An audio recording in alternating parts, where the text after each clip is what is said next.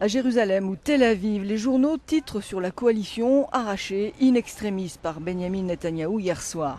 Mais elle est fragile et déjà contestée, car c'est avec le parti nationaliste religieux Foyer Juif de Naftali Bennett que le Premier ministre sortant a réussi à s'entendre juste avant l'échéance fixée à minuit pour former une majorité minimale de 61 sièges sur les 120 de la Knesset.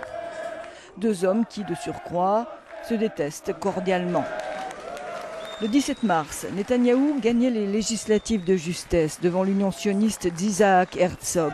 40 jours de tractation auront été nécessaires pour cette alliance très à droite dont le ton était donné pendant la campagne alors qu'il était interrogé par ce journaliste sur un État palestinien. Il y aura une initiative internationale pour un retour aux frontières de 67 et la division de Jérusalem. C'est un fait, disait-il alors. Nous aurons besoin d'un gouvernement fort, d'une coalition nationale dirigée par le Likoud pour repousser ces pressions. Et les pressions ne manqueront pas de s'exercer sur ce gouvernement qui ne tient qu'à un député à un moment critique pour Israël. Les négociations avec l'Iran et la détérioration des liens avec le grand allié américain pèseront sans doute. Peu d'espoir avec ce cabinet de voir avancer le processus de paix. Les Palestiniens n'ont pas attendu pour faire entendre leurs inquiétudes.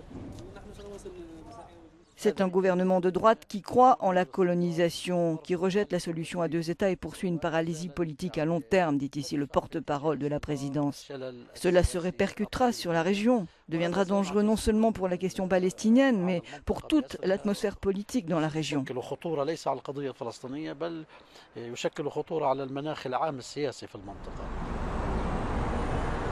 Et comme une confirmation que rien ne changera dans ce processus, Israël vient de donner son feu vert à la construction de 900 logements de colons à Jérusalem-Est, la partie palestinienne de la ville.